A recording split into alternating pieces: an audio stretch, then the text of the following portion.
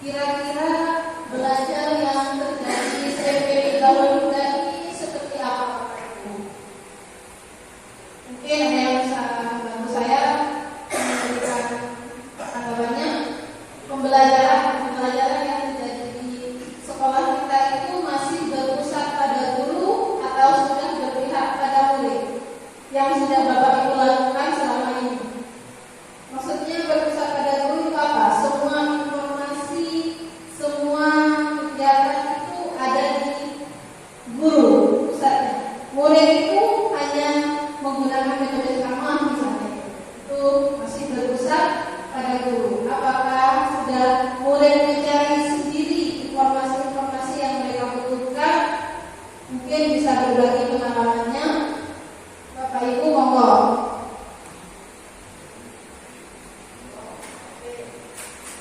Baik, terima kasih.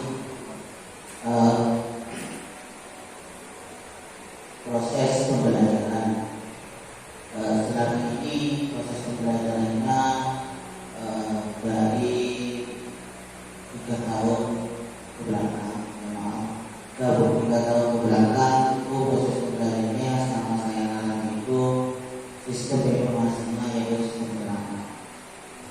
Jadi sistem ceramah itu murid bosan terhadap pembelajaran yang telah dilakukan. Akhirnya pada tahun 2012 sampai sekarang ini saya pola pikir saya dengan berubah sistemnya pembelajarannya. Jadi pembelajaran selama ini sistem ceramah saya ubah dengan sistem bermain, biar aktif dalam pembelajarannya. Bukan hanya guru yang aktif, tapi juga murid. Seperti itu. Dan juga mengikuti era yang nama ini bukan guru yang aktif, tapi murid yang aktif, seperti itu. Di mana guru itu mampu menguasai kelas pembelajarannya supaya menciptakan kelas yang efektif, nyaman, dan berhasil. Terima kasih untuk Bapak OP atas berbagi pengalamannya yang sangat betul sekali. Saya juga merasakan selama ini bahwa kita di sini awalnya hanya menggunakan pembelajaran yang berpusat pada guru. Kita jarang sekali memperhatikan kebutuhan murid. Dan lambat laun alhamdulillah kita sudah mengadakan perubahan, di mana di sini dinamakan perubahan paradigma belajar, yang dimana mulainya kita itu adalah dengan membangun budaya positif. Di sini sekolah dapat menyediakan lingkungan yang positif, aman dan nyaman agar murid kita mampu berpikir serta merdeka dalam belajar, Bapak Ibu. Dan di sini kita juga sudah merubah paradigma kita yang awal mulanya pendidikan berfokus pada guru, sekarang harusnya berfokus pada muridnya. Setuju ya Bapak Ibu ya? Nah, sebelum saya lanjutkan ke materi selanjutnya, di sini tentang disiplin positif. Mungkin Bapak Ibu mengenal kata disiplin. Ya, menurut Bapak Ibu itu disiplin apa sih yang dimaksudkan disiplin? Monggo mohon pendapatnya Bu Mami. Apa itu disiplin menurut Ibu Mami?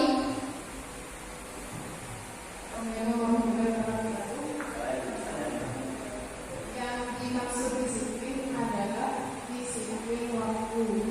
Ketika masuk jam 7, jadi kita itu harus jam 7 sudah ada di sekolah. Bagaimana kita harus disiplin kalau gurunya masuknya jam 7 dan jam 8. Jadi kita itu harus berkaca kepada diri kita sendiri dulu, baru kita mengajarkan pada anak kita. Dan dari saya untuk memulai. Ya, terima kasih Bu Mami atas berbagi pemahamannya. Ya, seperti yang kita tahu bahwa ketika kita mengenal kata disiplin, pasti yang pikiran kita disiplin itu terkait waktu namanya ya, disiplin waktu. Nah, coba kita ulas kembali. Disiplin itu apa sih? Disiplin itu sebenarnya Bapak Ibu bukan hanya sebatas waktu saja, tapi disiplin itu merupakan kemampuan kita untuk memerintah diri kita sendiri dalam mengontrol dan menguasai diri untuk memilih tindakan yang mengacu pada nilai-nilai yang kita hargai dengan penuh rasa tanggung jawab tanpa berperintah orang lain, bukan karena diperintah orang lain, tapi disiplin itu muncul dari dalam diri kita seperti itu. Nilai-nilai yang kita hargai yaitu berupa nilai-nilai kebajikan, yaitu merupakan sifat positif dari manusia yang merupakan tujuan yang ingin dicapai oleh setiap individu, yaitu di sini nilai-nilai dalam profil tertuang dalam profil belajar Pancasila, Bapak Ibu ya.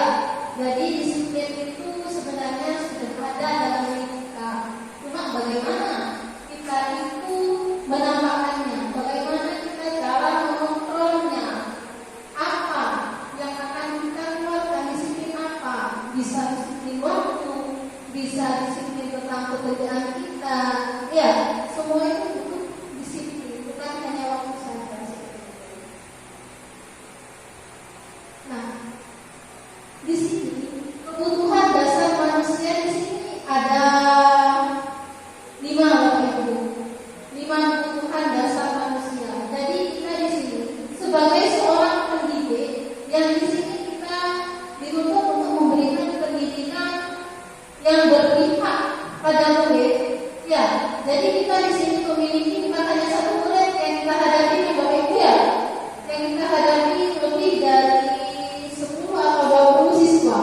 Nah, setiap siswa ini memiliki kebutuhan dasar yang berbeda. Kita saja sebagai seorang guru pendidik juga memiliki kebutuhan yang berbeda. Misal, kebutuhannya Pak Samsul apa? Kebutuhan yang paling Pak Samsul butuhkan hari ini saat ini apa Pak Samsul? Kebutuhan Pak Samsul saat ini, yang paling kebutuhan Pak Samsul saat ini apa?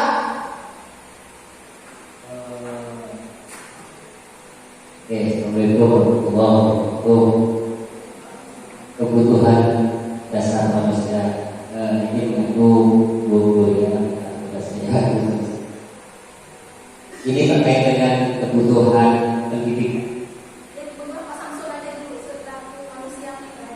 Oh, satu pribadi. Baik. Kebutuhannya itu banyak. Nah, memang manusia bekerja kebutuhan yang banyak. Salah satunya adalah kebutuhan keluarga, kemudian kebutuhan ekonomi, kebutuhan dan lainnya.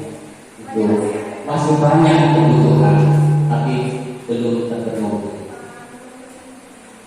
Mungkin itu. Ya, terima kasih Pak Samsul. Ternyata Pak Samsul mengutarakan banyak kebutuhan saya dan masih belum terpenuhi. Dan mudah-mudahan kebutuhan Pak Samsul selanjutnya dapat terpenuhi.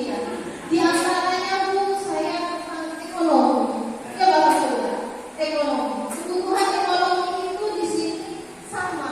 Siswa kita juga ada kebutuhan di sini, yaitu artinya bertahan hidup. Ya, siswa kita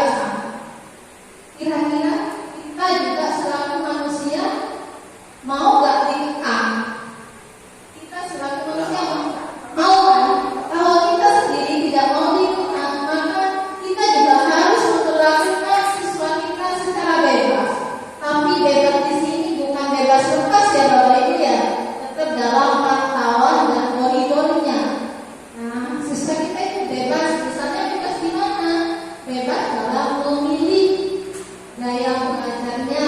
Misal kita punya siswa, saya contohkan di kelas 7 ya Bapak Ibu ya. Kelas 7 kita punya siswa yang sudah sering kita rapatkan di rapat bulanan itu, siswa atas nama Sofia, yang kalau di dalam mata pelajaran itu nggak bisa diam anaknya, selalu ke kanan ke kiri, nggak mau diam waktunya, super aktif anaknya. Nah, di situ dia pengen bebas Bapak Ibu. Kita berikan sesuai yang dia inginkan. Dia mau bebas, tapi bukan dibiarkan dia berkeliling itulah, bukan. Tapi kita beri dia coba apa sih yang dia mau bebas seperti apa. Ternyata setelah saya dalam, ternyata Sofi itu bebasnya pengen dia melakukan secara langsung, mendengar secara langsung, bisa dari video, bisa dari praktek. Semua siswa itu berbeda. Ada yang bisa mendengar, ada yang hanya bisa dengan melihat sudah mengerti, dan ada juga harus dengan praktek baru dia bisa mengerti. Nah, jadi kita harus memperhatikan kebutuhan siswa kita itu sebagai kebutuhan dasar dari manusia. Selain kebebasan juga ada penguasaan Bapak Ibu.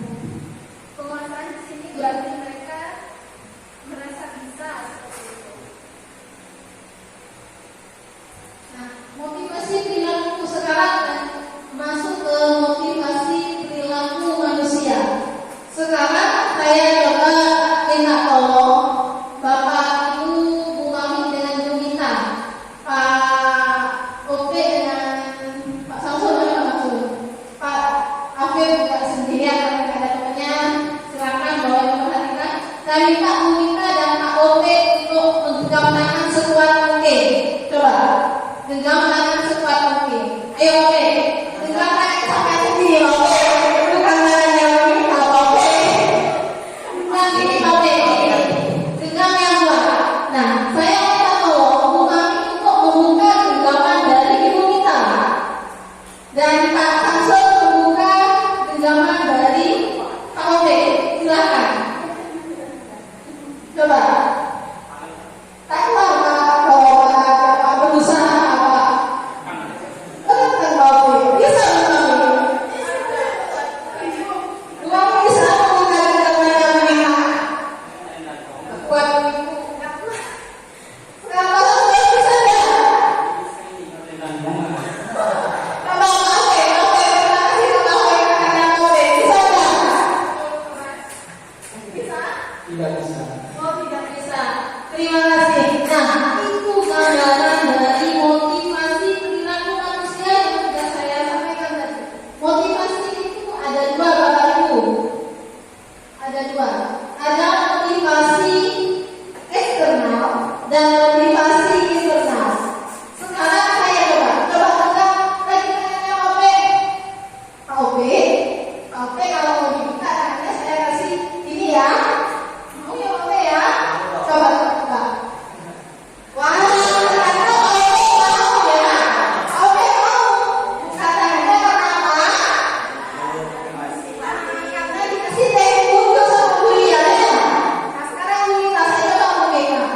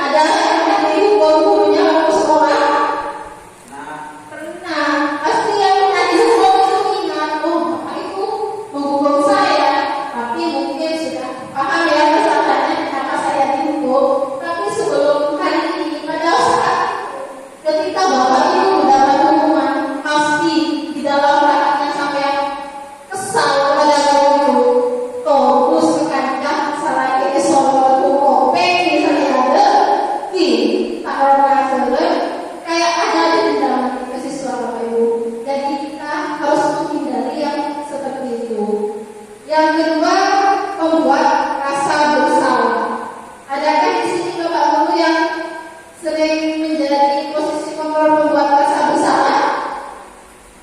Pembuat rasa bersalah. Baik, ini Bapak Ibu.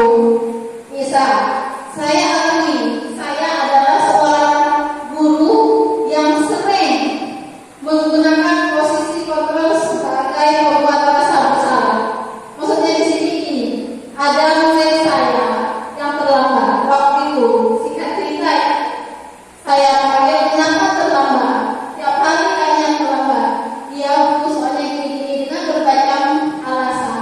Lalu ibu saya bilang gini, nah tolong dong jangan terlambat. Kalau sampai terlambat, sampai ada kasihan sama ibu yang jauh dari Koel mau ngajar ke sini, nyampe sini siswanya belum ada.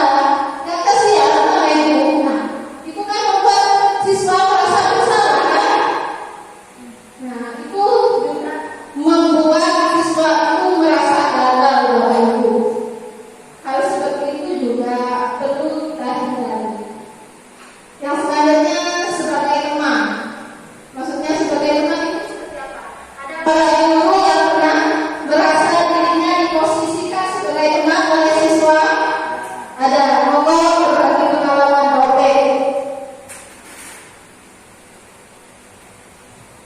Posisi kontrol restitusi teman. Jadi teman itu adalah kontrol posisi yang mendukung terhadap proses pembelajarannya. Jadi kadang siswa itu kadang tidak masuk itu gara-gara teman. Jadi untuk teman itu adalah segalanya. Jadi teman itu adalah tergantung dari temannya. Ada yang positif, ada yang negatif seperti itu. Yang bersyukur temannya itu adalah positif yang mengajak terhadap pembelajaran yang aktif terhadap kelasnya seperti itu. Terima kasih. Ya, terima kasih Pak Ope pembahasannya. Ya, di sini sebagai posisi kontrol teman, di sini kita memposisikan diri kita sebagai teman terhadap siswa. Nah, itu ada efektif, ada tidak efektif. Efektifnya apa? Siswa merasa gak suka ya untuk bercerita ke kita, dan kita juga lebih memahami siswa kan ya. Tapi kadang-kadang jika kita selalu memposisikan diri kita sebagai teman terhadap siswa, siswa itu akan apa istilahnya ya, melonjak, ya pada suatu kan pas ada diri dan berkulunya kan kayak gitu, ada kalanya. Jadi di sini juga posisi kontrol sebagai seorang teman itu contoh dari kita tidak melakukan emosi pendekatan kepada siswa, kita berlaku seperti teman. Tolong ya nak, besok ini, nah, itu sudah kayak teman kita tolong kan ya. Nah, kalau guru kan biasanya besok harus bawa ini, kayak gitu. Kalau sudah diposisikan sebagai teman, mungkin mereka akan enak kita. Cuma itu bertahannya kira-kira di mana yang sudah posisi teman memposisikan diri sebagai teman, mungkin bisa nanti mereka ada kalanya mereka menganggap kita memang seolah-olah temannya, sehingga rasa hormatnya mungkin berkurang kan seperti itu kan ya. Tapi tidak ada salahnya juga sesekali kita memposisikan diri sebagai teman kepada siswa kita. Dan yang keempat, posisi kontrol yang keempat yaitu sebagai pemantau. Pemantau di sini maksudnya kita selalu pendidik itu hanya misalnya di sini ada aturan sekolah tidak boleh terlambat lebih dari 15 menit. Yang lebih dari 15 menit itu nanti membaca apa itu surat presiden yang 16 ya. Misal seperti itu. Nah, kita di sini posisi misal kita sebagai posisi pemantau. Pemantau di sini kita itu misalnya ada anak terlambat. Kita tidak menggunakan emosi kalau sebagai pemantau. Kita hanya menanyakan kenapa terlambat dengan berbagai macam alasan mereka, tapi juga tidak mau tahu alasan mereka. Yang penting kita hanya menyampaikan, kamu tahu kan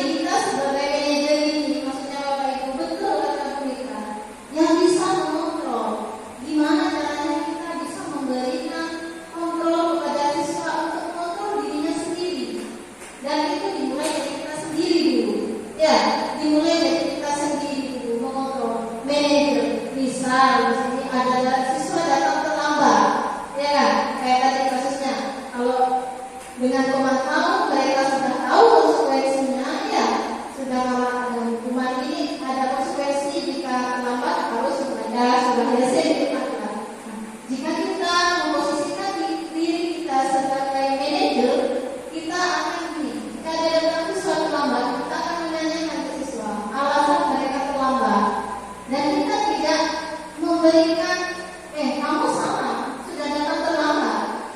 Posisi manajer itu bukan seperti itu, bukan langsung menjelas bahwa siswa itu salah, tapi kita dengan perkataan kita, pernyataan kita, sehingga mereka tahu dengan kesalahan yang mereka sendiri, kesalahan apa yang sudah mereka perbuat, dan solusi apa, sehingga dia bisa mencari sendiri solusinya. Misal kemarin saya sudah memanggil siswa yang sering terlambat. Saya tanya, kenapa terlambat, Nak? Ya Bu, soalnya saya Bu, kalau terlambat itu antri kamar mandi Bu, karena kamar mandinya di sini kosong, kan gitu. Terus saya lanjutkan, oh Bu, Nak, ya kalau memang alasannya seperti itu bisa diterima. Kalau memang Ibu ada di posisi sampean, Ibu mondok di sini, Ibu juga akan mungkin melakukan hal yang sama, ya kan? Juga apa kalau sudah antri kamar mandi, mau apa lagi? Nah itu laksanaannya ini, saya lanjutkan dulu. Ya, posisi manajer di sini ada yang namanya segitiga restitusi. Segitiga restitusi ini adalah ketika kita menempatkan diri kita sebagai posisi control manager. Di sini ada tiga tindakan. Yang pertama, menstabilkan identitas. Menstabilkan identitas ini kalau diliskan beberapa aspek tadi itu, dari 5 faktor itu di sini kita bisa menjadi sebagai seorang teman. Sebagai seorang teman, maksudnya di sini tadi kan sudah saya sampaikan. Ketika ada yang terlambat itu nanti kita tanyakan alasannya. Lalu kita mengutarakan, ya Nak, semua orang pasti pernah berbuat salah. Ya, tapi bagaimana kita agar tidak mengulangi masalah itu lagi? Nah, itu sudah sebagai teman, ya kan? Bisa sebagai teman. Nah, selanjutnya kita bisa memvalidasi tindakan yang salah, yaitu dengan menanyakan, kira-kira kamu kan alasannya antri kamar mandi, ya? Kamu memang punya alasan. Cuma menurut kamu jika datang terlambat ke sekolah itu merupakan tindakan yang sama apa yang betul, gimana? Nah, mereka kan sudah bisa berpikir bahwa tindakan mereka sudah salah. Kalau membuat satu salah itu bapak misalnya, kamu gimana Nak? Kok cuma antri kamar mandi, tidak kasihan sama ibu? Ibu juga antri kamar mandi loh di rumah. Ada suami ibu, ada adik ibu, ada orang tua ibu yang juga antri. Tapi ibu bisa kok nggak tenang. Kamu nggak kasihan ibu, anak ibu ditinggal seperti itu. Ibu juga, nah anak-anak itu merasa dia, wah kasihan sekali ibu ini. Dia merasa sangat bersalah sehingga dia mundur. Kadang dia pas nggak mau lagi karena dia selalu takut. Kok saya kalau kerja saya gini nanti saya salah lagi ke ibu Ria. Saya takut membuat salah lagi ke ibu Ria. Kan kayak gitu kan ya. Kalau anak-anak sudah dibebani rasa bersalah seperti itu. Nah kalau kita yang memvalidasi bahwa tindakan mereka yang mereka lakukan saat itu bersalah, mereka sendiri menyadari bahwa mereka yang salah. Ya Bu, saya salah Bu, karena saya sudah terlambat dan karena saya juga antri kamar mandi dan saya juga harus, terus gimana? Itu sudah membuat rasa bersalah. Menanyakan keyakinan dari kita, keyakinan apa yang kalian langgar, disiplin Bu, bagaimana agar kalian mendapatkan solusi dari itu. Dan mereka mencari sendiri, gimana ya caranya agar saya antri kamar mandi. Mungkin kalau bangun lebih pagi, teman-teman saat masih tidur semua atau bekerja semua, saya bangun lebih pagi, saya mandi, mungkin saya antri kamar mandi. Nah, dia punya solusinya sendiri seperti itu. Jadi kita tidak membuat mereka minder, tidak membuat mereka bersalah, tapi kita memposisikan mereka sebagai orang yang memang setiap manusia itu tidak lepas dari kesalahan, ya, tidak lepas dari kesalahan, dan juga mereka menyadari salahnya di mana. Setelah itu mereka menemukan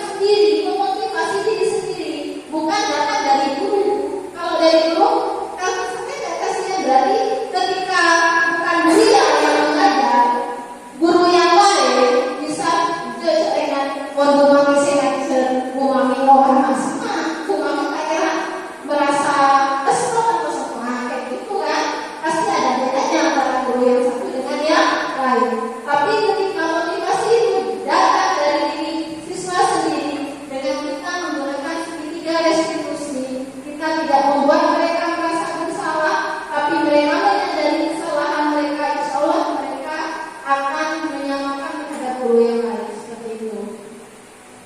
Bisa diterima? Bisa dilanjut ya?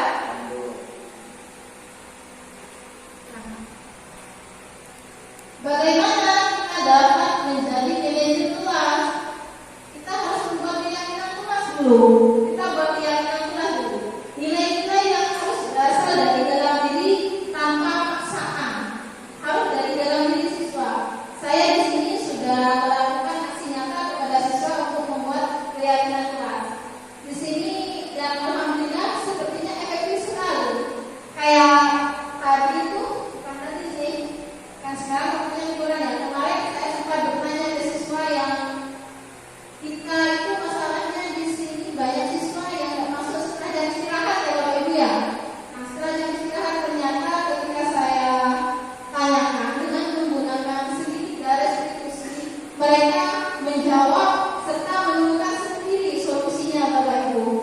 Dan saya juga dengan keyakinan kelas di sini mereka sampean kan sudah punya keyakinan kelas dan itu yang buat sampean sendiri yang disepakati secara bersama-sama itu dari sampean sendiri.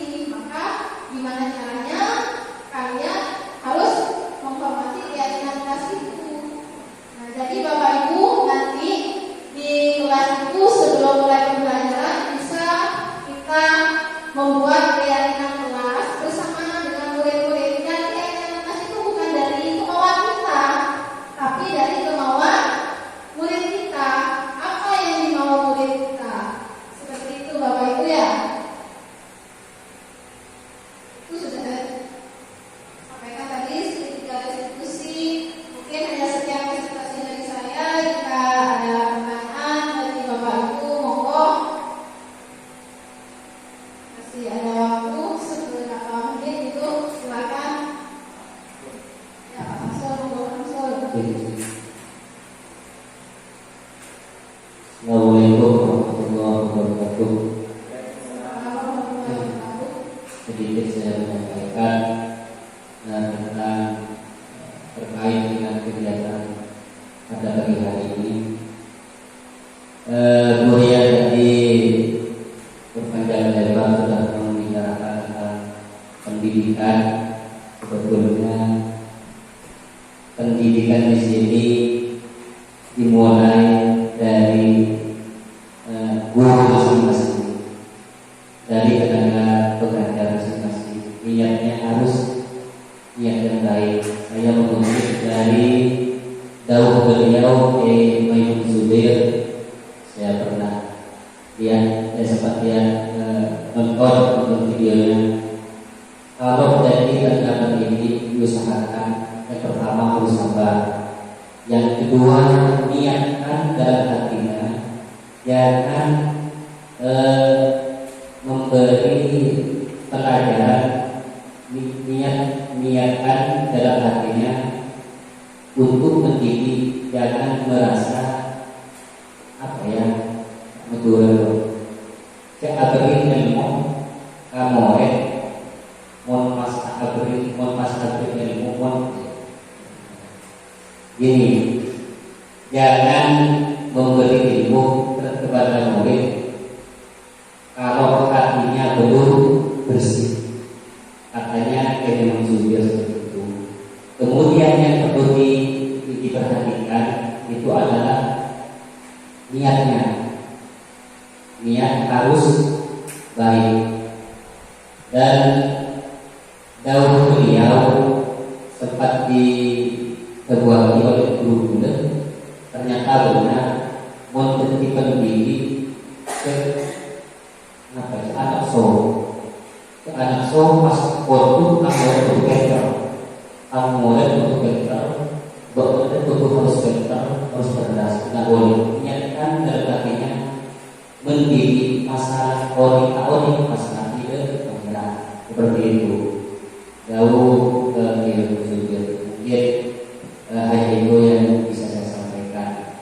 Kurang lebihnya mohon maaf. Assalamualaikum warahmatullahi wabarakatuh. sesuai sekali dengan apa yang diterangkan dari mata Rasul. Kita di sini bukan hanya mentransfer ilmu, tapi kita di sini untuk mendidik anak kita untuk menjadi orang yang bisa berbahagia di dunia maupun di akhirat. Bukan hanya untuk berprestasi di dunia karena akademik ya, karena memang anak-anak kita itu memiliki kebutuhan dasar yang berbeda, potensi dan bakat yang berbeda. Maka di sini kita juga betul kata Pak Samsul, bukan hanya menginginkan siswa kita pintar. Intinya kita sudah berusaha mengantarkan, menuntun mereka dengan hati yang ikhlas, dengan sabar, ya, tidak dengan